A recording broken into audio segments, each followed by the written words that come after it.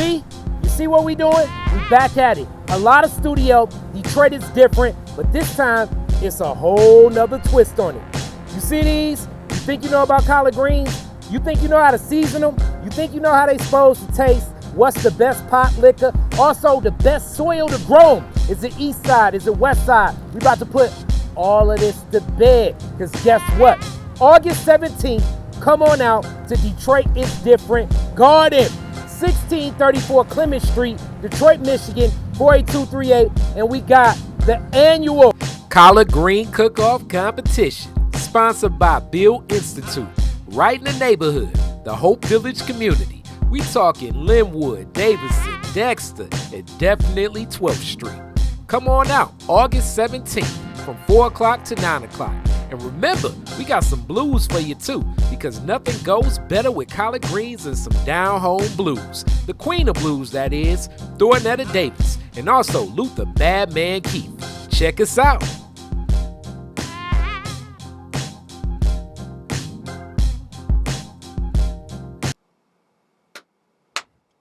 Welcome back to the Detroit is Different Studios, and I'm back in this Detroit is Different studio with somebody that's a neighbor, somebody doing a whole lot of things. I'm talking about bringing dreams to visions to reality for Detroit, but more so it's something in my neighborhood, something in my own community. I've seen it. I've heard about it. People was like, "Hey, you know him? You know him? You know this dude?" And I'm like, "Nah," but I see some of the work that's going on over there, and I'm very excited that something like that is happening in our community. Because if people don't know about this whole little Davidson, Rosa Parks, Linwood, Dexter footprint, it's a lot of cool stuff over here. And he actually a young brother connected to the Muslim Center over here. Mark Crain, how you feeling, my brother? I'm feeling good, bro. It's great to be here with you. Yes, sir. Yes, sir. So, I usually start this whole thing classic. Okay. Your family in Detroit. Okay. What grounded y'all here? How did y'all make y'all way to the D? Yeah. Man, I mean, it's a similar story to a lot of people, right? I mean, we came up from Mississippi, from Arkansas.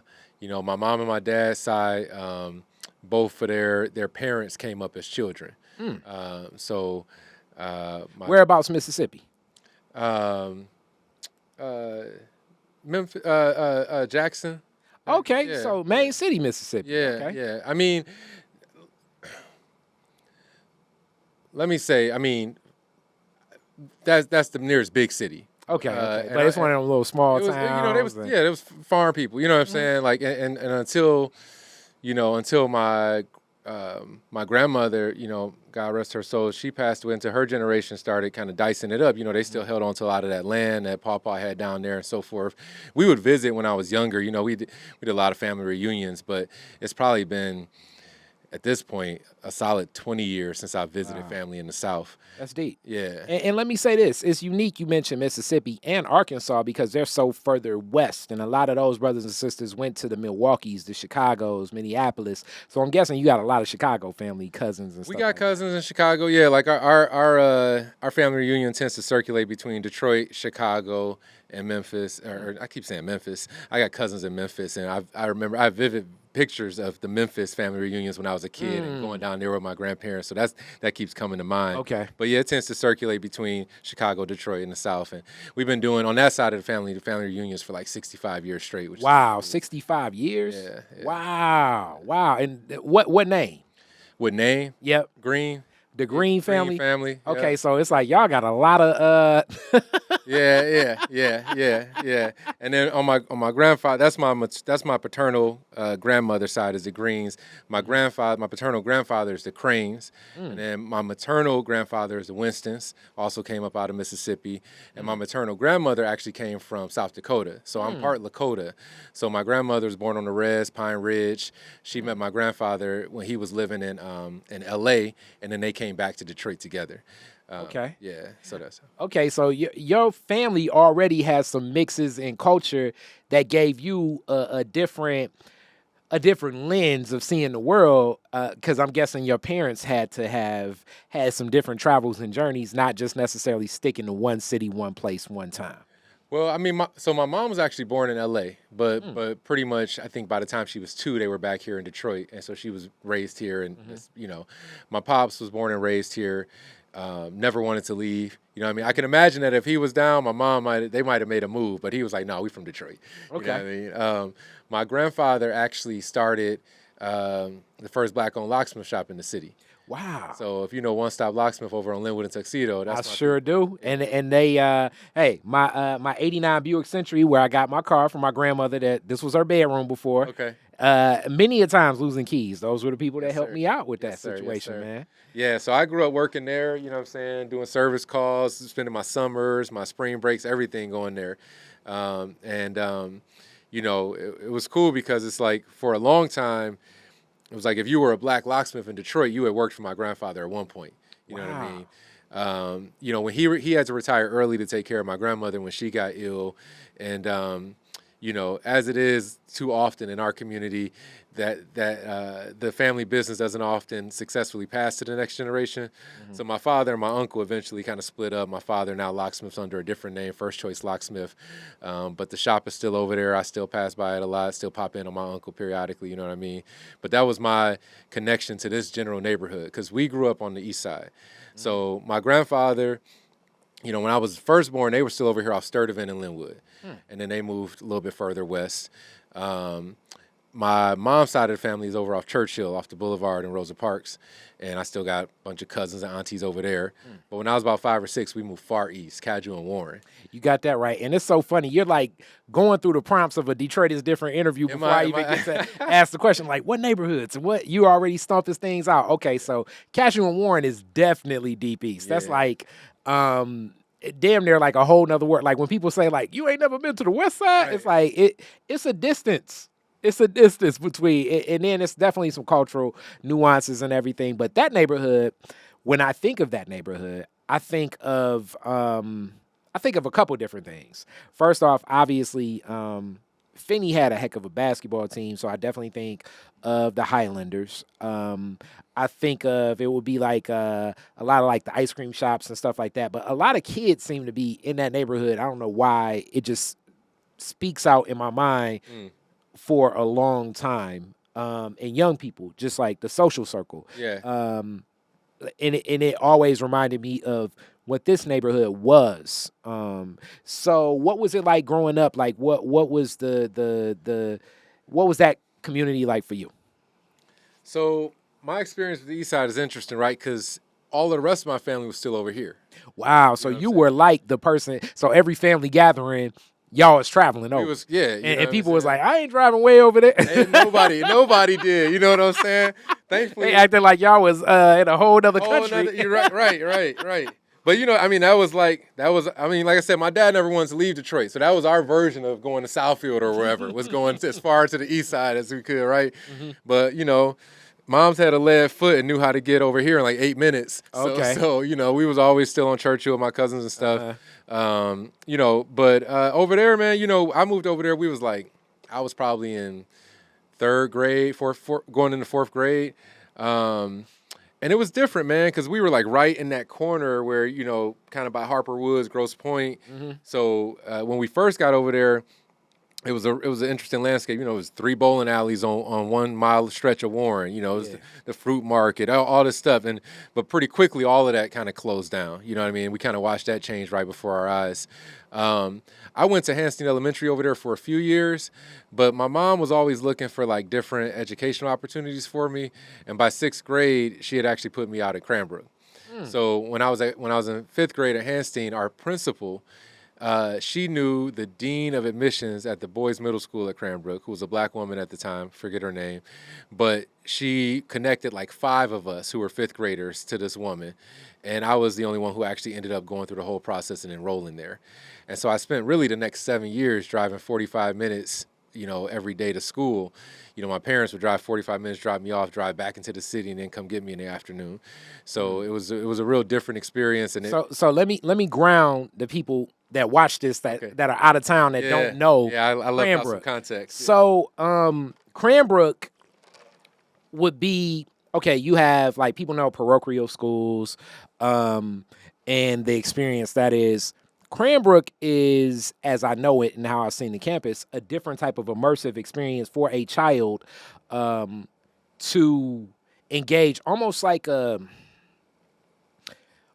Montessori school with an added flair of culture, leaning into arts and experiences, and like a full campus and immersive experience, taking a child on like their own pacing and learning charts. Like this is the universal design that's spoken of like this is the experience that most children are supposed to have in their educational process, especially I'm gonna add this caveat as a Black person, with people that understand and relate to the cultural experiences of who that child is. But the system itself, the campus is beautiful. It's wonderful. The assets, the inside outside learning. The only thing close I would say is like the interlocking students in and around this Detroit area. So for it, like when you go to the campus, it first off, it doesn't even really feel or look like a school environment. It looks like it's hard to say. Like it looks like those fancy, like everybody watched those like those 1700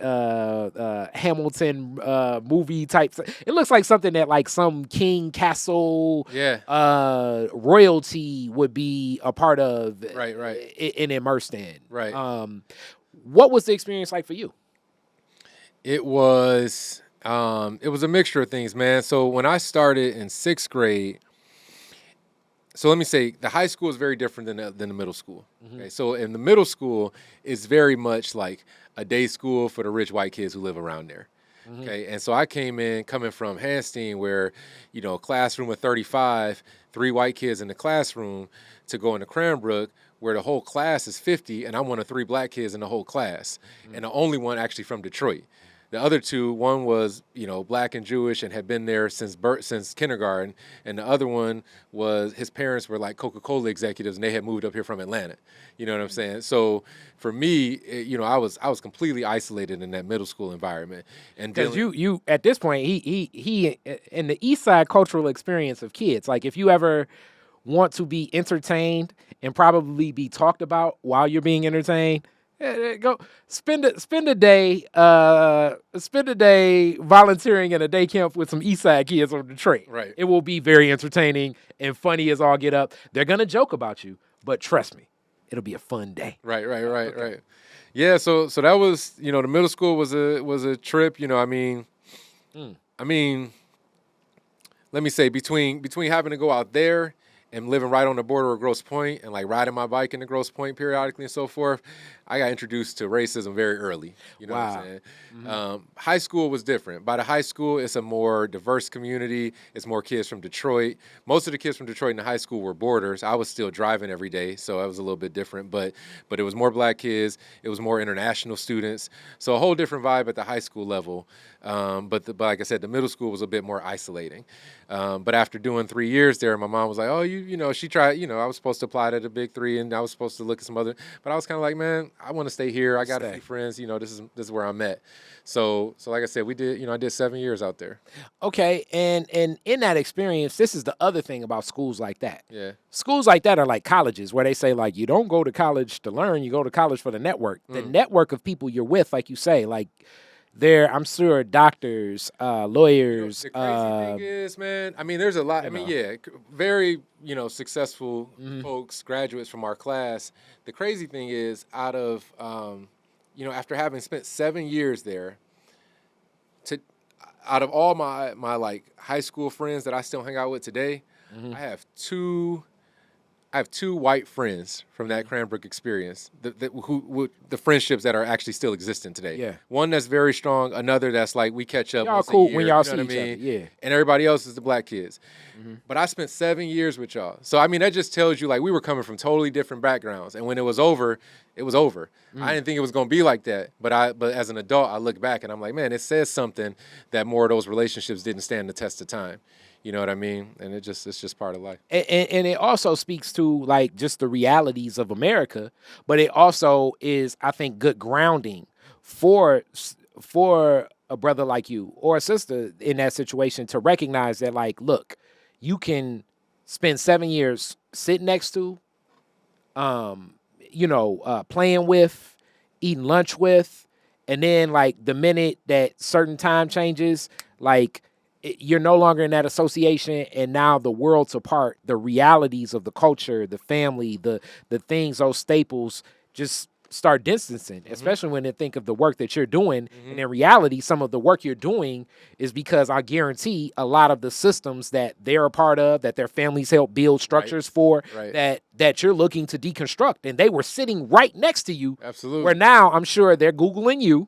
And they're seeing some of the stuff you're doing, and sometimes something may cross paths and be like, "Oh yeah, the guy, that Republican, I went to school with him." You know what I'm saying? Like I know him. No, I mean really. I mean, I went to one of the kids in my class was Mike Illich's grandson. You know what I'm saying? So and he's all up in Olympia Entertainment these days. You know what I mean? So that whole District Detroit thing. I mean, I went to school for 7 years with one of the heirs of that thing. You know what I'm saying? Yeah. So yeah, there's a lot of that, and I think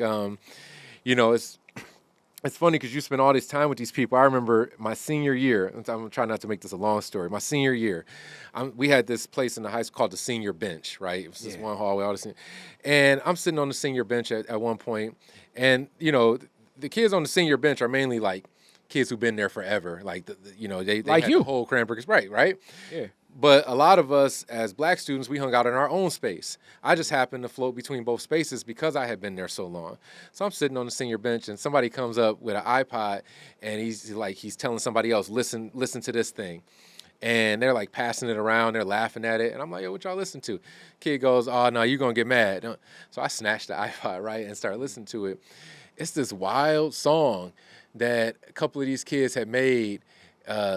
Literally, the title of it was like 99 Apples or something, but the group name was the Niggas.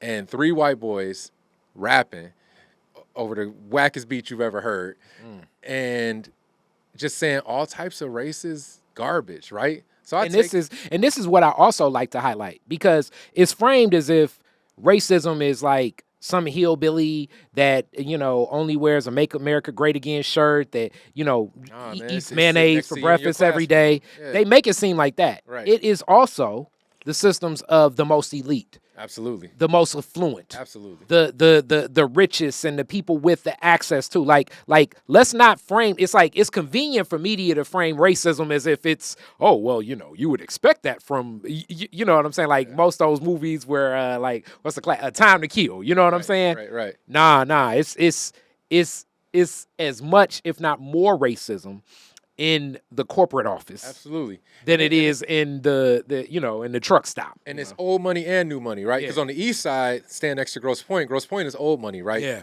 So I'm riding my bike through Grosse Pointe, and I got, some little kid yell out his window, "Go back to Detroit, nigger." Right? So that's the old money yelling at me, calling me a nigger.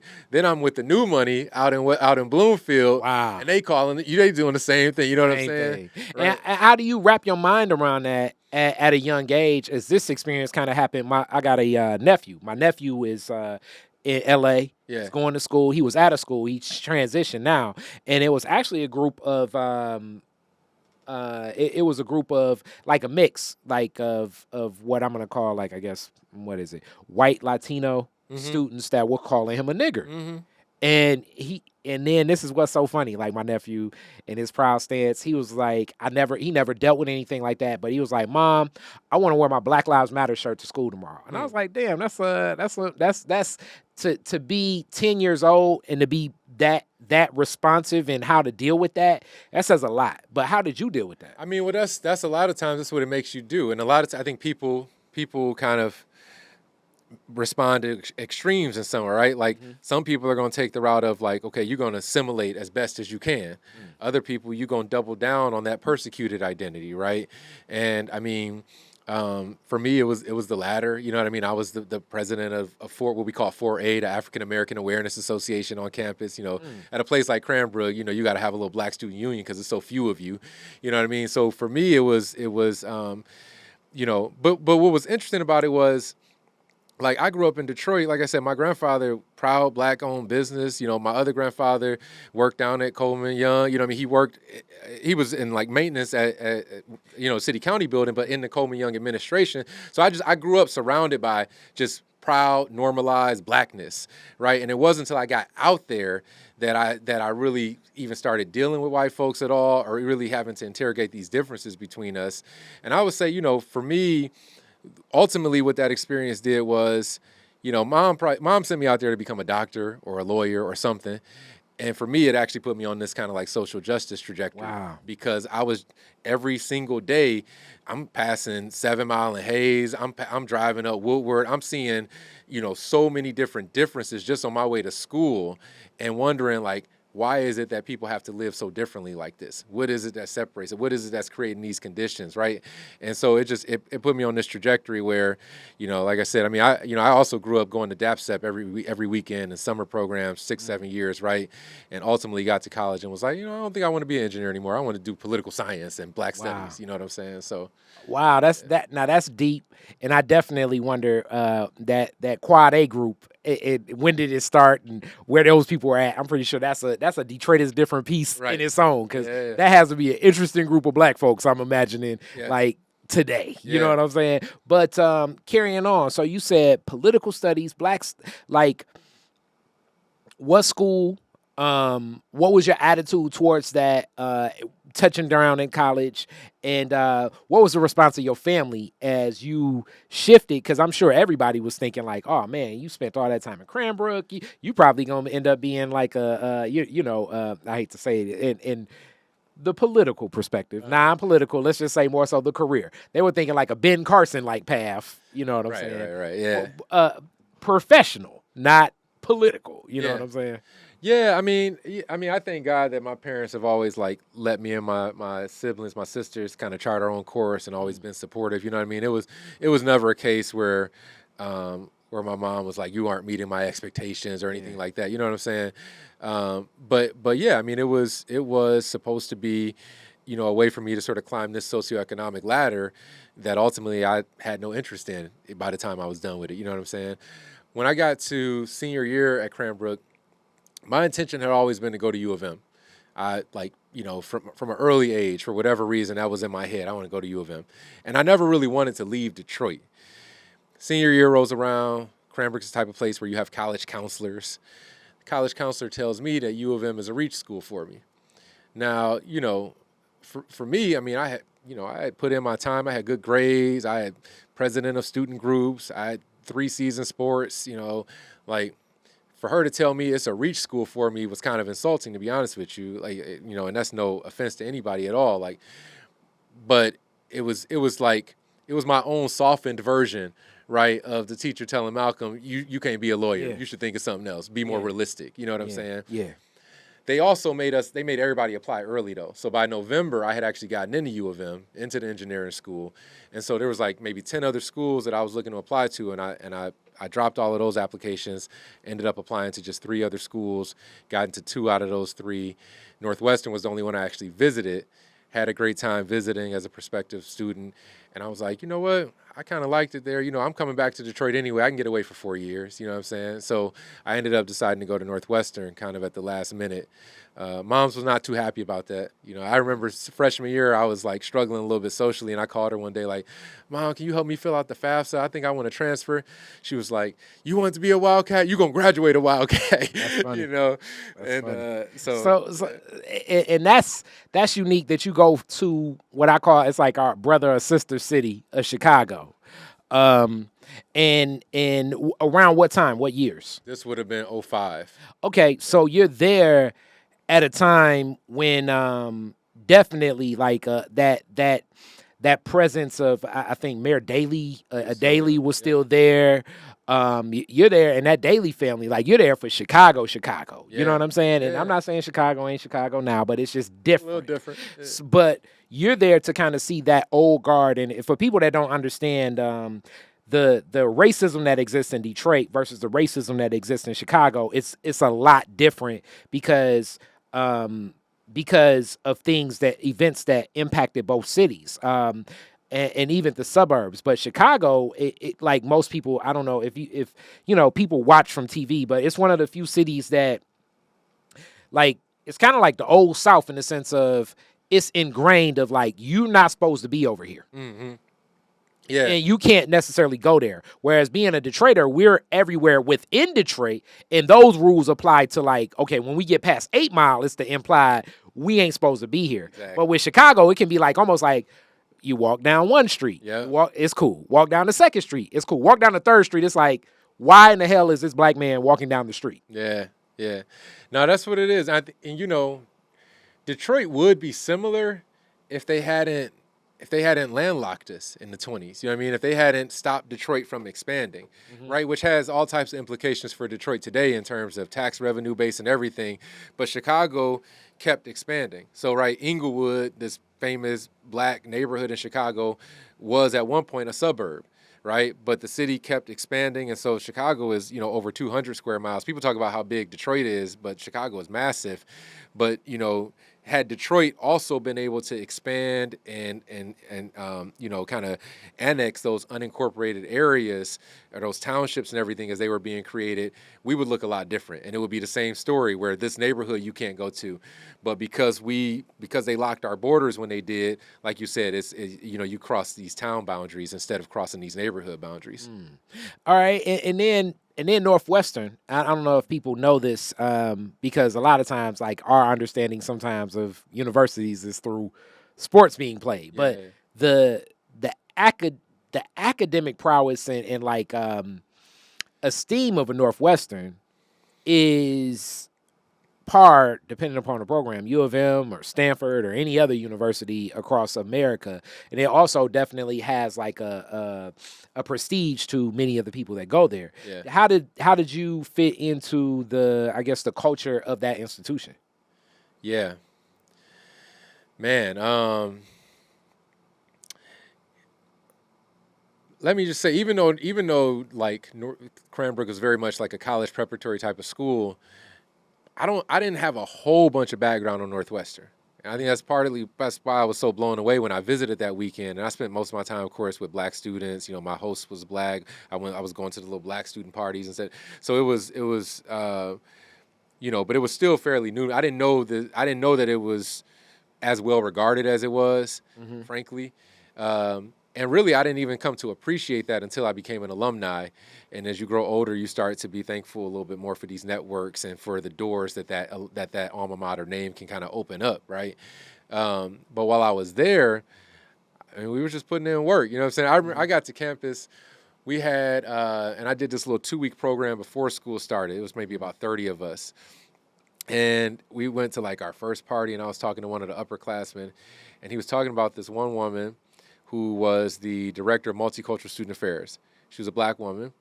And he said, such and such is the worst thing that ever happened to black students on this campus. And, I remember when I met her, funny thing is she was from Detroit. When I met her, when I first got there, first person I met, the dean of African-American student affairs, she was like, oh, you're from Detroit, you should meet Miss such and such. And I went and said hi. She said, oh, where are you from? I said, oh, I'm from the East Side California. I said, where are you from? She said, oh, I'm from Palmer Woods. And she kind of had this like haughtiness in her voice, you know what I'm saying? And I was like, okay, you know what I'm saying? So, what I experienced was her being the face of really kind of the dismantling and the weakening of the black student affairs infrastructure that had been built up at Northwestern since the late 60s. So Northwestern had this black student takeover of the accounting office in the late 60s that forced the university to really grapple with the fact that it was this country club type of place, forced them to really open up the doors to more students, to create programs that brought more black students from Chicago onto campus, to create the Black Studies Department, which is, a leading black studies department in the country at this point, to create what we call the Black House, which was like our hangout spot. It was like our own little student union. So it had this rich legacy. But then it got to this point where, this concept of multiculturalism came in, and all of a sudden the black student experience is being diluted and resources being diverted to Latino student affairs, to Asian American student affairs, right? So we're almost kind of being pitted against each other. And the person who's at the head of this is this black lady from my city. You know what I mean? And so we spent 3-4 years basically having to organize her out of her job. Wow. You know what I'm saying? Because and you know, by senior year, that's what happened. You know, she got moved out of a student-facing job and eventually got moved off campus entirely. That's deep. And you know, it kind of like makes you feel some kind of way that the target of your activism had to be a fellow black person, but you understand the type of situations they put us in and what they make us represent sometimes when we trying to climb that career ladder like she was doing. You know what I'm saying? I like that you just framed that, especially from the lens of a student. So like this kind of goes to so many people were calling me a couple weeks back saying like, what you feel about affirmative action? What do you feel about affirmative action? And really given the brevity right now, and that's why Detroit is different in such a long form discussion, because I want people to get the full context of it. Because in sound bites and an Instagram reel of a minute, that can definitely be distorted for people to make it seem like, oh, so you think that Asian people don't deserve something. And it's like, no one's saying that. Right. What we're saying that if the design and the fight was led by black people let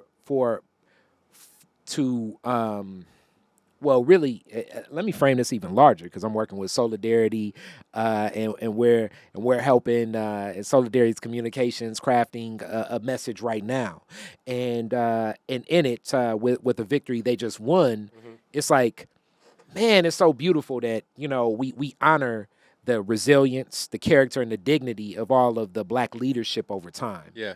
The tragedy of it is that they have to fight just for a regular quality of life. Like, so, and it's not likening other groups to that, but if we're leading the charge because of the oppressive situations that we're in, and then systems are created to help resolve those oppressive situations, and then now that system's created, it's like, oh yeah, you know, we be really doing all these people wrong, so just take them same resources and just spread it amongst it all. Don't double down. Don't add more. Just spread them out. You've now essentially now what you're doing obviously is you're going to cause us to be against them instead of looking at these systems, because it's systemic racism. Yep. And even if you're a black person, you can play a part in a systematic racist system and institution. There you go. Because that's the design of the system. Yeah. So when we say this, it's not like we're talking about a person personally. It's not like, hey, Andrew, we hate you because of your racism. I don't like you because of your bigotry and your prejudice. It's when you put this into a system, now you're impacting my quality of life. Yep. And it's it's disheartening that I have to fight for a regular quality of life. You know what I'm saying? And then you turn around, and this is basically what I'm saying. Then you turn around and you applaud me as a freedom fighter. You're like, hey man, there we go, Rosa Parks. There we go, Malcolm X. There we go, Mandela. It's like, yo, man, as much as it's dope that you're honoring me for this, I shouldn't have to go through all of this in the first place. I'm frustrated and angry about this. Yeah. So it puts us as black people in mixed emotions. Like, damn, as much as I love Muhammad Ali, it's like a lot of my love for Muhammad Ali comes from the ashes of the traumas and the tragedies that America's racist institutional system put Muhammad Ali through. Yeah. Yeah. Man, I ain't even got nothing to follow up on that with, bro. You asked that. That's it. That's it. And that's what we did. That's exactly what we dealt with on campus. You know what I'm saying? And so that was that colored a lot of my experience at Northwestern. Wow. You know what I mean? So I graduated, and it was like Mixed emotions. Yeah, and it took me years to kind of like for those emotions to be quelled and for me to be able to appreciate the greater experience that I had and the friendships that were formed and the mentorships, et cetera. And you're young, so it's harder to process the macro of what this is. Because as much as it's Northwestern, as much, you know, because I was telling somebody like the reason I'm such a Michigan State fan is because of the proposal to and what they did to the Fab Five. But in reality, it's Northwestern, it's Michigan State, it's Michigan, it's any of these institutions, because it's systemic racism. Yeah. So it could have been on any of those campuses. It could have been. You know, and it could have been possibly instead of one black person, it could have been 5. Right. Because the system itself produces that.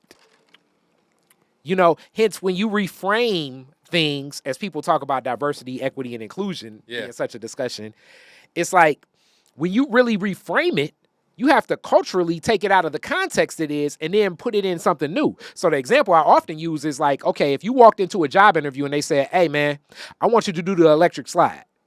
A group of white people would look at you like, what are you talking about? And it's like, well, culturally, that's how we ground ourselves. Yeah. So it's like, yo, pick up the money. You know what I'm saying? And black people be like, psh, turn on that my eyes, don't cry no more. And black people get the job. And white people will be looking like, what does this have to do with the job? Right. And it's like, exactly. That's how when we really talk about it, you have to reframe this whole system. You can't just put a black person in the interview process and give them the questions to ask and say, well, we got a black person that did the interview. How is it still racist? Yeah. It's like because the orientation and the intentionality never was put in with our culture and our flavor and our understanding and our background. Hence, even if you take a black person not from that background, as you went to Cranbrook to say, and you're going to interact with people in our community, they're still going to be just as disconnected. So after that, now, man, you get into a social justice path, community organizing. Yeah. What is community organizing, boots on the ground like for a guy fresh out of college? Yeah. So, I mean, I spent all this time on campus basically organizing, you know what I mean? And we were doing petitions and we were doing rallies, and we was giving speeches in front of 1,300 students about why such and such, she wasn't doing this. So it was almost like some Mr. Miyagi Karate Kid. You were learning how to organize. Before I ever knew exactly what it was. Yeah, exactly. You just knew this was wrong and we need to change it. So let me get acting on it. Exactly. So the life-changing thing that happened for me was senior year. Senior year, second semester, I done did my thing on campus. You know what I mean? I done president of BSU, was in this society. I had done my thing. A buddy of mine, we start having conversations going into senior year. We start having conversations about faith. Now this is a Pakistani brother who had pledged our black frat. He was an alpha. And he had been like the only bridge between the black students and the Muslim students on campus. We had no black Muslims on campus. He had been like that. So he had been the only bridge. And he and I had been tight. And I think our very first conversation had actually been about Malcolm X when we first met as freshmen. But we never really had explicit conversations about faith for like 3.5 years. And then one day he made a statement that just like opened. I was kind of like, what you mean by that? And then we start having daily conversations about faith. And I was coming from a Christian background. I mean, half my family was in black church. When we moved to the east side, we actually started going to a Presbyterian church, me and my sisters. So I was baptized over there and became a member in that. And then my grandmother, given her experience on the res, she actually was Catholic. So my mom had been raised Catholic. They went to DePore. They went to all these Catholic schools and stuff. So that was like, I had this background, this like multi-denominational background as a Christian. When I got to campus, I more or less stopped practicing. Never stopped believing, but I stopped going to church. I would only go to church when I came home. So senior, or when our frat chapter went to church together, which was periodic, once or twice a year. So senior year rolls around, start having these conversations with the brother. Second semester, I take what we call a shahada and become Muslim. And it's like, whoa, what just happened? And really, even some of my closest brothers didn't know that I was having these conversations, right? Even other Muslims who I had been cool with on campus didn't really know I was going through this experience. And it was really like me and this brother and the books we were reading and the videos we were watching and so forth. And then this is also, let me say this too, because this is like mid-2000s. This is during a time where more Islamic persecution just across the board is heightened. So at this point, this is late 2000s. Yeah, so this is 2008, fall of 2008, early 2009, because we graduated in spring of 2009. It was February 2009 when I took Shahada. But yeah, I mean, this is post 9/11, so for sure, Muslims have been the villains. This is right on the heels of Obama's election. So of course, he had been, framed. He had been accused of being a Muslim, right? So that framing existed. But yeah, man, so I took Shahada, and it was quiet, and I went to this masjid on the south side of Chicago, actually a masjid that Muhammad Ali himself had built from the ground up. It's the only like masjid built from the ground up in Chicago, dome, minarets, and Buddy had taken me there because he wanted me to experience the really like the racial diversity of the Muslim community, but also to experience at a masjid that was grounded in the black experience. So that's where I went and like made my declaration of faith. Then I came back to campus and word was kind of trickling out. They're like, oh, Mark became Muslim, right? This type of thing. So I spent those last few months really like starting to learn this new lifestyle. Anyways, man, so that spring, okay, so that fall, my friend who had succeeded me as the president of BSU had brought Jeremiah Wright to be a keynote speaker. For Wow. And this was interesting, right? Because he had been, reputation had been killed by the Obama campaign, by Fox News especially, but then Obama had disavowed him, right? Yeah. So he had actually stopped doing public engagements until the election was over. So Obama was elected on Tuesday. We had Jeremiah Wright speak on like that Friday. Wow. Right? Massive sellout crowd of the biggest auditorium. Shout out, let me say this. Yeah. Shout out Frida Sampson that introduced me to him a couple times. Yeah. He was a very close friend of Reverend Fred Sampson. And if you've ever met him, even now, even as he's healing post-stroke and everything, like that's a man with something to say. So I can only imagine. I can only imagine if he gave himself like a personal. You know what? I'm gonna sit this one out. Right.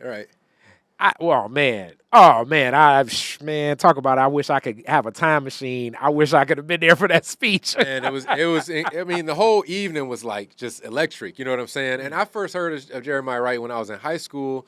Shout out to my advisor in high school, Miss Carla Jackson at the time, and she's still out there at Cranbrook holding down for all the students of color.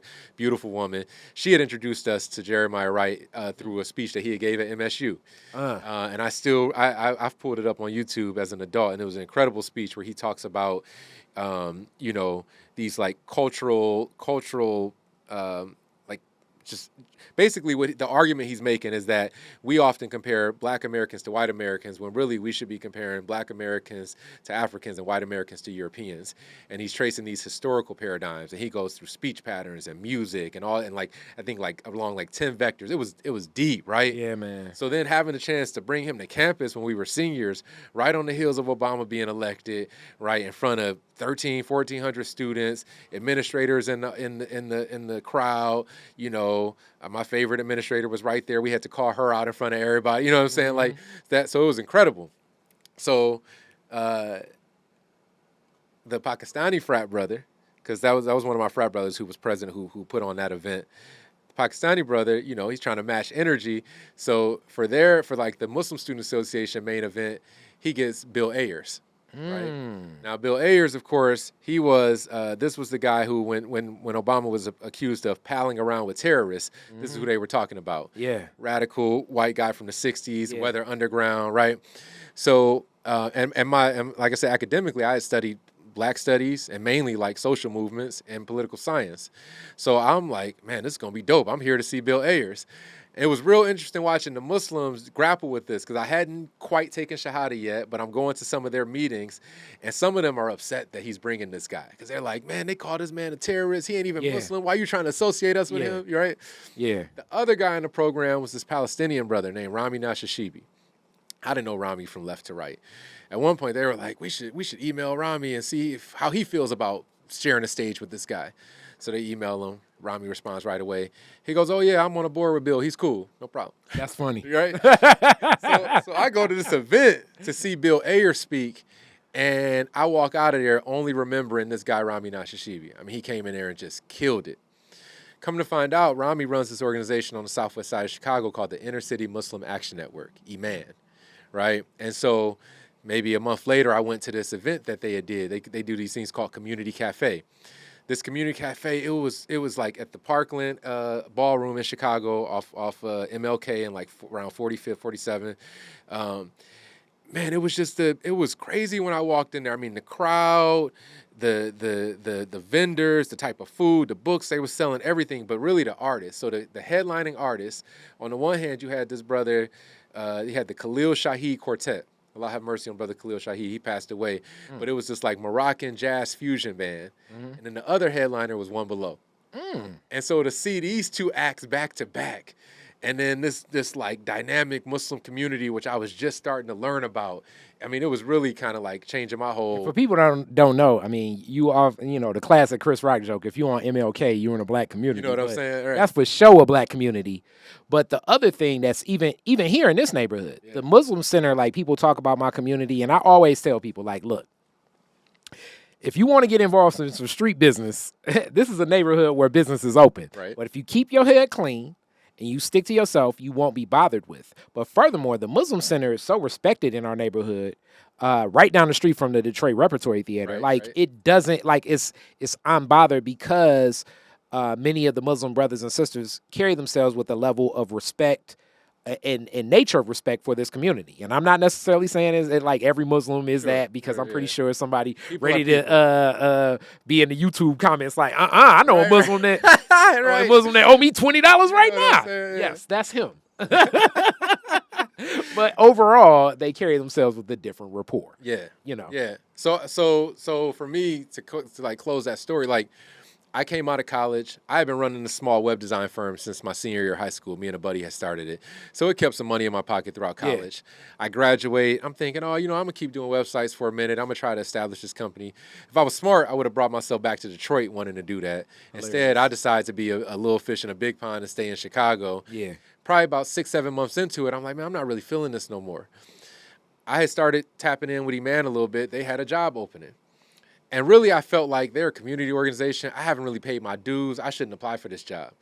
But I went to this conference they did with a bunch of partner organizations. They were doing this thing called a grassroots human rights framework, and they were really trying to frame a lot of the issues that they were dealing with on the south and the west side of Chicago under a human rights kind of, framework and analyzing kind of like the Malcolm X work that he was doing before his passing, like making this more of a human rights crisis to bring in the United Nations and other assets from global, national, like instead of making it such a like specific, more neighborhood, it's like if you grow this on a larger lens, you can get more resources for the support of resolving the challenges of this. Yep. So they're tapped in with black churches and CDOs on the south side, and they're tapped in with groups from, Little Village and like the Latino communities, and they got the Muslims at the table, and they got this whole coalition, and they're doing this stuff. And I'm at this conference, and just by happenstance, I'm talking to somebody on staff, and she was like, yeah, we actually aren't getting that many applications for that job. And I was like, oh, okay. She was like, I think you should apply. So I applied. So I find myself getting the job at Iman. Wow. And for me, that was very formative as this brand new Muslim with this social justice background, hip hop fan. So all of a sudden, I'm at this place that's bringing together arts and culture and social justice and this Muslim history, and this place that's doing community organizing trainings, but tying it into verses from the Quran and sayings from the Prophet Muhammad, and and so this place became just very formative for me as a young Muslim. And I spent a couple of years there, working. Helping put on this big festival that we did called Taking It to the Streets. We had Mos Def come out that first year that I was there, and helping to do different civic engagement programs. Eventually, I started getting into like communications work, supporting the organizing team, but that's where I got formally introduced to community organizing. And still from the lens of Islam as well. Still from the lens of Islam, but also from this like hardcore Chicago lens. Saul Alinsky, Rules for Radicals type of lens, right? And it was bringing together both of these things. So that was like my like I said, my formal training in community organizing. And then I kind of pivoted into digital organizing. And I spent the better part of a decade working at a large national organization, doing digital organizing and mobilizing, working with, emailing millions of people and texting millions of people and sending around petitions and all this type of stuff, doing distributed events. We do 100 events around the country at one time, right? This type of thing. And that was, so it was around end of 2009, I started there, left there early 2012, spent a very brief period on the Obama campaign before I joined this other organization. 2013, finally made my way back to Detroit. All right, so coming back to Detroit, and now with all this organizing history in Chicago and everything, you haven't really developed your, first off, it's like a lot of communities you kind of develop. Your adult community here, your Islamic community here, and your organizing community. So you have like a conclave of a lot kind of going on. And I'm pretty sure like in your trips back, people say, hey, man, you may want to meet this brother or whatever. And then you meet somebody like me in passing and it's like, oh, yeah, what up, my man? Chicago, for sure. You know, but coming back, it's a different grounding. It's a different. And also, you would have been gone from Detroit for so long. Right. This was a like, and I was gone while Kwame was going through it, right? Yeah. I was gone through, you know, the Cockrell Bing administrations. I was coming back right before we went into bankruptcy, right? And I was gone for a little over 8 years because I had been coming back and forth visiting family, tapping in, working at the shop. It never dawned on me that I was gone that long. Yeah. But when I got back, it was like, dang, it's different. Like Yeah. you really been gone almost 10 years. Yep. You know what I'm saying? So, and then the funny thing is, because my wife is from Humboldt Park, my wife is Puerto Rican, she's from the west side of Chicago. Mm-hmm. She reps Chicago so hard that people keep thinking I'm from Chicago. And I'm like, nah, man. That's funny. You know what I'm saying? That's funny. So I come back and look, so one Friday, I'm at work at the shop. And it's time for me to go to service, right? Mm-hmm. We call it Juma in the Muslim community, and the shop is. So you're back in the working as a locksmith. Yeah. I never just stopped. Go back to the family business. I come back, I would just go back, right? Yeah. Okay. So I'm back there. The shop is 2 blocks north, 3 blocks of Masjid Wali Muhammad on Linwood and Burlingame, right? Masjid Wali Muhammad is the original temple #1 of the Nation of Islam. So it's a lot of history between that, Yeah. and a lot of and some people. Okay, let me honor this the right way first. That is, okay, it's a lot of energy around black organizing in this neighborhood particularly. Mm-hmm. And I look at this neighborhood as kind of, I'm going to take Oakman Boulevard, for people that know it, all the way up to West Grand Boulevard. Okay. Up and down Linwood, up and down Dexter, up and down 12th Street, up and down Woodrow Wilson. Like, it's so much just power and organizing. Rest in peace to my godmother, Mama Joanne Watson, that just passed. So, like, you have, like, Mama Watson, you have Wendell Anthony, you have the Muslim Center, you have the start of the Nation of Islam, so far Muhammad, and the organizing of where Elijah Muhammad was first taught in the teachings and things like that. You have Reverend Jeramogi and the start of the Shrine of Black Madonna. You have what C.O. Franklin did in all the organizing, Aretha Franklin starting the C.O. Franklin's role, and me and Yusuf always debate this. Yusuf Shakur, I love Yusuf, but like C.O. just had a different role, but he also played a role with the Republic of New Africa, Milton Henry, or I should say Mario Bedelli, Gaidi Bedelli. Like, it's a lot going on. And then my favorite flower shop, where I'm going to go for Mama Watson service soon, but Brazelton Flowers, and Mr. Brazelton being one of the first organizers of the Detroit NAACP. It's just like oozing a lot of just energies in this community. And now it's like, as I said before this interview, Mama Shoe ain't that far from here. Right. You're over here. I'm over here. Like, this neighborhood is like a historical black organizational place that is studied across the world. Right. You know, message for the grassroots from Malcolm X. Right, exactly. Over in this neighborhood. Exactly. And Malcolm was, when he came home, Lived, he was I forget. minister, right? I was gonna say, at Masjid Wali, at the time, Temple #1. So Malcolm preached in that same building that's still there today, right? Yeah. So I go down there that first Friday for service. Good Juma. I come back to the shop. The guys was like, where you go? I said, oh man, I had to go to service. You know, I'm explaining, I'm Muslim now. I'm explaining I had to go. And then one of them was like, oh, you should check out the Muslim Center. Right? So funny thing is, man, my family had always done the locks at the Muslim Center. Wow. And as a kid, that was just a little over my head. I never you didn't tie two and two tie together. it together, right? Mm-hmm. And also at the same time, I'm starting to come home as a young Muslim. I'm seeing this tall, dark-skinned brother with a red kufi on billboards running for city council. His name is Abdullah El Amin. Imam Abdullah, may Allah have mercy on him. He returned to Allah earlier this year. This man is a legend in our community. A beautiful, beautiful brother. And he was one of the founders of the Muslim Center. And so to come home and to be seeing that vision of Muslim political power, but he lost that election, but it still did a lot for the community. He's, he worked in the Archer ministry. He'd done a whole bunch of different things over the years, but it did something for me as a young Muslim, because I didn't see that type of black Muslim political presence necessarily in Chicago as visibly as I was seeing it as soon as I got home to Detroit. So I started coming over to the Muslim Center on the recommendation of this brother at the shop. And the Muslim Center is just a different place, man. It's so welcoming. It was so family friendly. We just tapped in. And then when we moved back here, we had a young kid. My son was 8 months old. And not every mosque is like the most family friendly because the men and the women tend to be separated. But the Muslim Center is especially family friendly. And so as a young family, we really found a home there.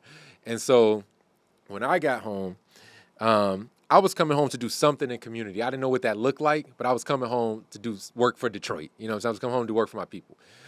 And then a group of people had just finished renovating one home on Waverly, and they had called it the Dream Project. And I knew a couple of these brothers from having crossed paths with them in Chicago briefly. They found out me and my wife were coming home. They roped us into the project right away. Wow. And pretty quickly, I became like one of the leading volunteers of the project. And so after they finished that first home, there were questions about, okay, where do we keep going? Do we go do another home in a different neighborhood? What do we do? And, I was one of the people, and there were a few of us saying, you know what? We need to double down right here, right around the Muslim Center. We need to be, number one, it was high vacancy at the time, high blight. We need to be saving as many of these homes as we can. We need to be bringing more Muslim families around the Muslim Center as much as we can. We need to be putting our values to work for the broader community as much as we can. And so we started picking up more properties in the neighborhood and starting to renovate them one by one. And that was really like the genesis of Dream. That's deep. So now, Dream today, for how people are introduced to it. And now that's why I love these interviews too, because you get such a broader context of it all. Dream today, where does it stand? Yeah, so today, we're actually, this fall will mark our 10-year anniversary. Congratulations. Yeah, congratulations. Thank you. And Detroit is Different is going to be involved in that. Mark's going to let me know how he wants me involved, but I'm definitely going to be involved in that. Yes, sir. Yes, sir. Yes, sir. Yeah, so this whole year, we've been kind of like, slowly marking that occasion. For most of that time, 8.5 years, we were basically entirely volunteer-led. It was, families that wanted to be in community intentionally together, or it was families who had an affinity for Detroit and, wanted to put their resources and their time and service into an effort that was serving the city, or it was Muslims interested in racial and economic justice, and Dream can become a vehicle for them to materialize that interest. And so a lot of what we did is both rooted in the Black Muslim community and that specific rich legacy that exists here in Detroit, but also tapping into, see, the Muslim community in America is the most diverse faith community in the country. And for us, we come out of this Malcolm school of thought that basically says, if you're Muslim, you should be so concerned about justice that there's no way you can't be concerned about the plight of Black people in America. And so we do a lot of work building bridges between inner city Muslims and suburban Muslim communities and tapping in and making sure that, that people as much as possible can have an anti-racism framework, that they can understand that, even our settlement patterns as a metro area Muslim community are rooted in white supremacy, right? Yeah, I was going to say, because yes, as they say, Little Baghdad, 7 Mile and 7 Mile John R. is a whole lot different than the Dearborn Heights. You know what I'm saying? Like, that's a whole Yeah. It's a different Muslim experience. Let's put it like that. Yeah. And even that area, is or was, because now that community's largely moved out to Sterling Heights and so forth. Yeah. But that was like largely Chaldean. That was largely like Christian Iraqis. It was many, but certain Muslims definitely in parts, I think, because it was so Chaldean, dealt with so much other stuff, or like even Hamtramck and its like Hamtramck may be one of the most I don't know. Like if Detroit is different, Hamtramck is I don't know what different is times 1,000, but it's definitely one of those communities. You know what I'm saying? Like, And all that was new to me coming home. You know what I'm saying? Because growing up, Hamtramck to me meant like Punchkis on Fat Tuesday. Yeah. Right? Like I didn't know nothing about the Bangladeshi community or the Yemeni community or none of that. Right? That was completely just over my head. So coming home, coming to understand what Hamtramck had become and what it means and so forth was all new to me. But, for the sake of our faith community, we find it important to continue to focus on that while staying rooted in this historically Black experience. You know what I'm saying? That's deep. So that's what we do, and that's why we're in that neighborhood. So today, about a year and a half ago, I left my job, came on as executive director full time with Dream. We started to build a staff, and that was us basically saying, okay, this thing has been a project. It's been a labor of love. It's been us testing some things out. Now let's turn it into a lasting organization that's going to help transform this neighborhood. And so that's what we're trying to build right now. Now let me ask you this more so, because in my possible naivete and what I don't know, a lot of the Muslim business people I know do move more in a way that, how do I say this? Like almost like, okay, it's a different, strikingly brazen and emboldened attitude of like, we have to be independent and we need this on our own, and almost like we're gonna build our world within America. Yeah. Not necessarily be within American systems and of American systems and things like that. So like oftentimes, like, what was it like to get, like, I guess, support for building something in the community outside? And when I say that in Muslim systems, it's like that with large churches too, the more that I think about it, because like when people say like, you got these big churches and they don't do nothing. And now that I got pastors friends, it's like, okay, when people tithe the offering, they're tithing with the perspective of it going to the flock of people in the church, not necessarily outside the doors of church. Yeah. So faith leadership always has been had, like, I guess, a larger role of understanding to get people within the faith to understand that even people outside of the faith are I don't want to say in need, but it's a role to be served outside. They're in relation. We're not separate from the people who live around us. I mean, look, for me, you know what I'm saying? I was Black for 20 years before I ever became Muslim. You know what I'm saying? Like, so even coming home, I didn't come home to serve the Muslim community necessarily. I came home to serve Black Detroiters. It just so happened that this dream project was getting off the ground, and that felt like a blessing to me, that it was like, oh, I can do this and do it with the Muslims. You know what I'm saying? So that was just something that I felt like I walked into, and it was a gift, but it wasn't my motivations coming in necessarily. That's deep. And I'm not an imam. I'm not a faith leader necessarily.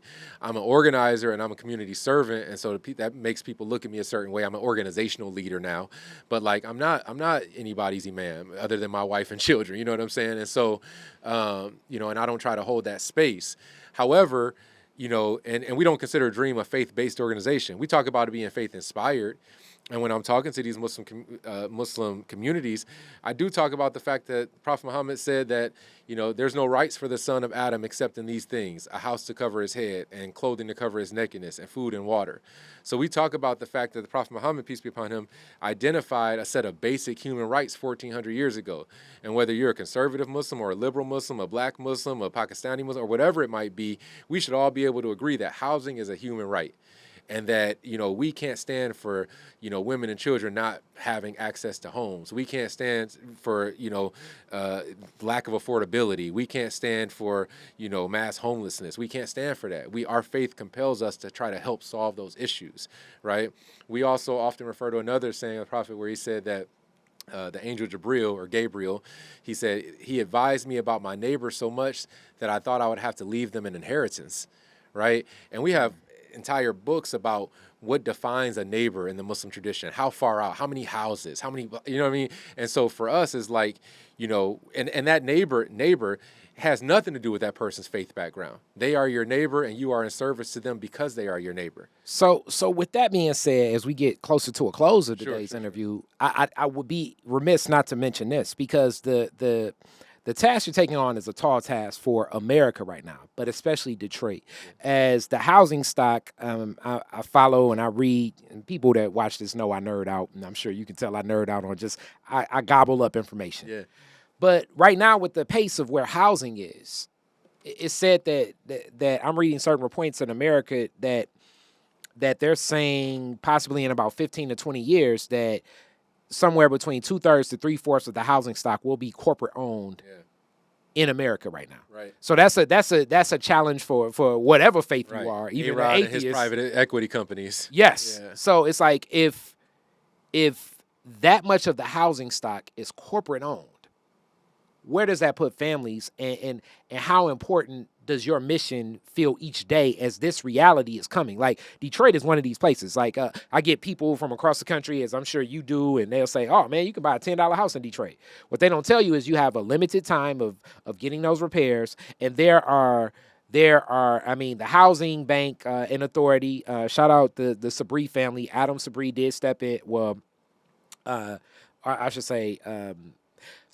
Sabree's role now has cleaned up a lot of what did exist, but so much of the ugliness of like Israeli, Pakistani, well, not more so like Israeli, Chinese, even people from California and all these other places like started buying like whole guaps of homes. Right.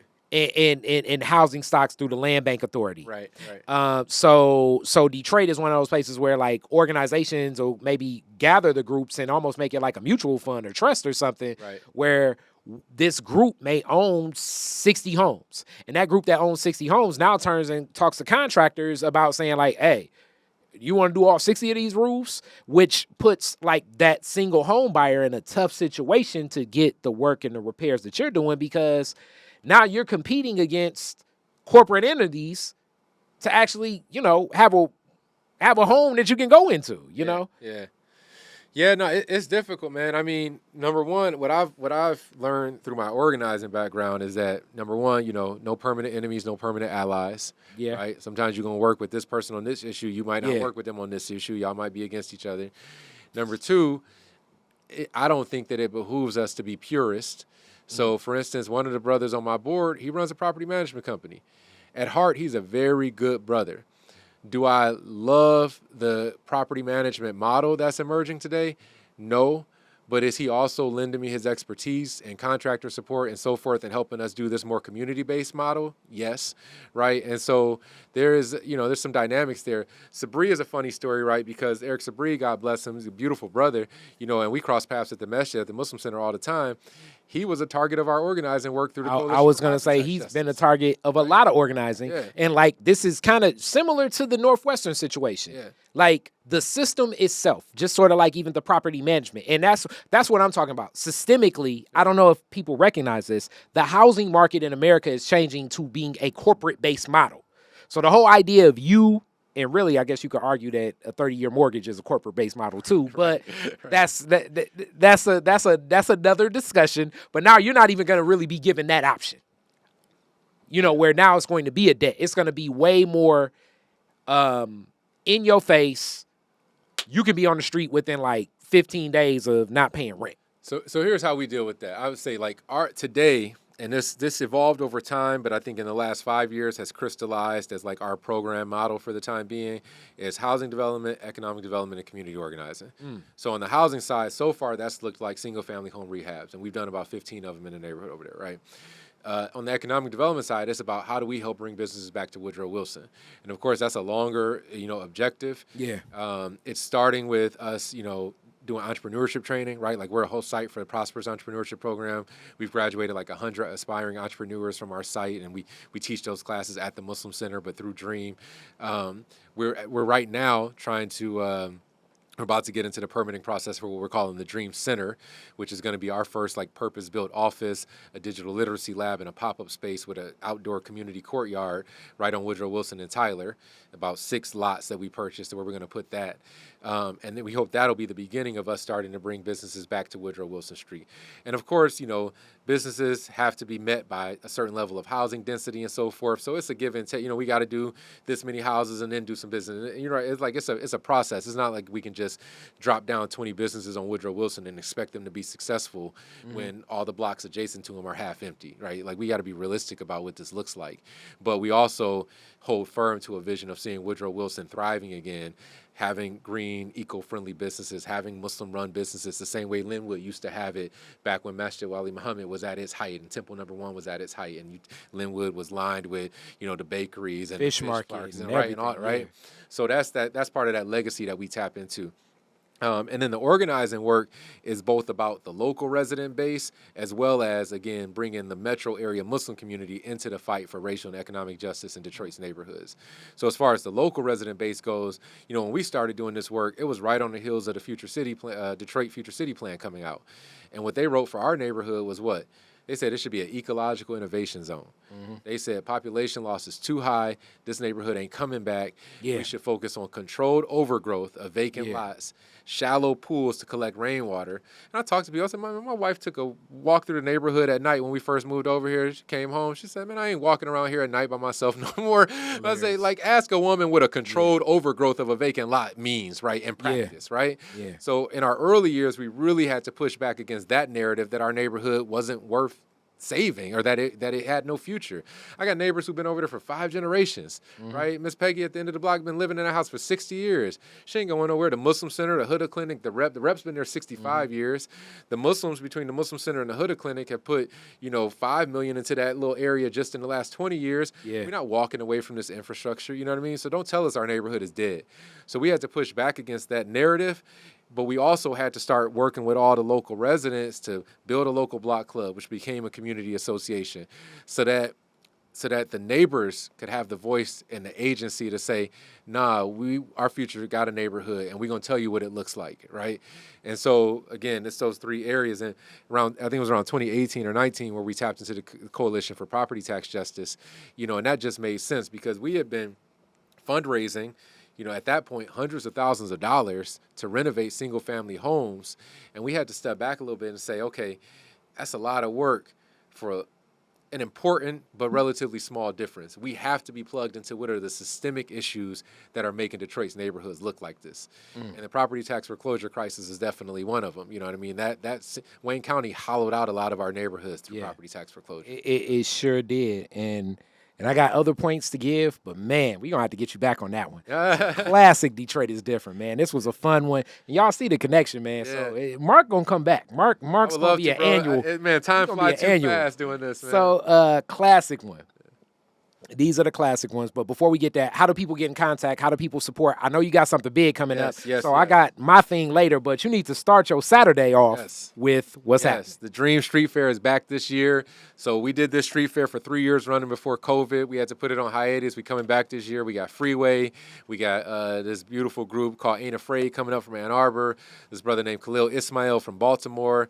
This young brother named Tarek Touré, who I promise you is one of the best poets you have ever met. This brother's on the come up. He actually moved to Detroit from Baltimore to study Islam, actually. And he's dynamic. We got my man Journalist 103 from the group The Left, famous underground group coming out of Detroit. He actually lives in the neighborhood now, right down the street from me. That's cool. So he's going to be on stage that day. We're going to have about 30 vendors out there. We're actually going to be giving away a lot of stuff, too. And then this is a partnership between Dream, the Huda Clinic, the Detroit Repertory Theater. They'll have performances on their lot. They'll have their lot open with arts and crafts vendors. The Muslim Center taps in. So we shut down Woodrow Wilson for like 2 blocks between Waverly and Buena Vista. And we invite everybody to come out and just kick it with us. It's a free fair. You know what I'm saying? It's from 12 to 8. We actually start the day with a 3-on-3 basketball tournament, $500 prize. Still signing up teams right now. So if you want to get in on it, come in and get in on it. So it's going to be dynamic. It's Saturday, August 12th. Definitely encourage people to come out. And otherwise, just get with us at Dream of Detroit on every platform, dreamofdetroit.org, you know what I mean? And, everybody's welcome to tap in. All right, so with that, classic Detroit is different questions. Your very first car, year, make, and model, year you got it. Man, you know what? So I actually didn't get my first car until after college. I actually didn't buy my first car until my first kid was born. I was about 24. Okay. And I went and got a 05 Lincoln LS. Okay. It was a 02 Lincoln LS, but it was the car I wanted in high school. You know what I'm saying? You got it. You got it. You got it. You know? It just took a little bit of time. Yeah. Where's the first place you went when you got it? First place I went, man, honestly, we bought it like a week before the kid was born. So the most memorable trip was the trip home from the hospital. You know what I'm saying? That's powerful, man. That's powerful. All right. You're the DJ at the end of the fireworks. Okay. Right? You're at Woodward and Jefferson. What 3 songs you playing? What 3 songs am I playing? Man, that's a crazy question. Okay. I'm going to play, what 3 songs am I playing? End of the fireworks? Yep. Okay, I'm gonna shut it down with George Clinton. I'm gonna play Atomic Dog. Okay. I'm liking start high DJ Mark energy. so far. You know what I'm saying? But I'm gonna wind it down because it's the end of the As an fireworks, alpha, right? I'm pretty sure, like, if your alpha friends are watching, they like threw a water bottle at their computer you know screen. What I'm saying? Look, I knew George before I was an alpha. You know what I'm saying? So we're gonna start with that energy. You know what I'm saying? Yeah, it's some cues like Ken Harrison, Man, and how he when he how did feel. African World Festival, and I saw them videos of them old cues on stage. I was like, man. But I'm gonna do that. In the middle, I'm gonna have to figure out what I'm gonna do. But I'm gonna end. I'm gonna bring the energy down. I'm gonna end with "Fear Not a Man" by Mos Def. Okay, That's what I'm gonna close it out with. That's cool. So the middle is to be determined. Yeah, It's the vibe of what you feel. what I'm saying? I got you. How many cues hit the turntable? You see too many gold boots go in the air. It's like, oh, we about to play an alpha hit. Yeah. Move. Yeah, we might do that. We might play some Luda. We might move, get the alpha strolling. Yeah. I got you. All right, now, last question. If you could rename Woodward after one Detroiter, who would it be and why? If I could rename Woodward after one Detroiter. Man, I mean, you tell me, is there a Coleman A. Young Boulevard somewhere in the city right now? Coleman A. Young Avenue? That's a Jamon Jordan question. As of now, he has the building. He has the building. He has the statue, but that is the name that most people say. Yeah, that's what it should be, and it should go straight past 8 Mile. It should, you know what I'm saying? That would all the way. It would be like so much. You see so much organizing. You would see so much organizing. To be like, never. Second note, I'll shout out to my my mentor and my friend. Like I said, Allah have mercy on him, Imam Abdullah. You know what I mean? I've thought about what it would look like to rename Woodrow Wilson and how we might rename that. Because who wants to have a street called Woodrow Wilson? You know what I mean? Yeah, after Woodrow. Yeah, I like that. Hey, Detroit is Different is down to support that effort. So I don't know what's gonna come, but I could see some Detroit is Different video or something. Yes, sir. So yeah, I'm definitely down for that effort. I would love to put that at least from the pocket of I would say Davison all the way up to all the way up to Boston. Yeah. Like that pocket completely. Absolutely. You know what I'm saying? Absolutely. I don't see At why the very not. least, Davison the web. But yeah, let's keep going. Yeah. There we go. Yep. Yeah, that could be that should definitely be something that I'm with. Yeah. That's something I'm with, and I think everybody would support that. The Hootie Clinic would be ecstatic over that. So thank you so much, man. This was fun. We're gonna definitely be doing it again in August 12th. Y'all know where I'm gonna be. That's a couple days before we doing the collard green thing, but I'm gonna be down the way. We're gonna definitely build more of these synergies. Yep. All right, peace. God bless, bro. Peace. Detroit is Different is where you get information, artistry, history, music, and even comedy. Detroit is Different, a home for the culture of Detroit. Visit online at DetroitisDifferent.com today.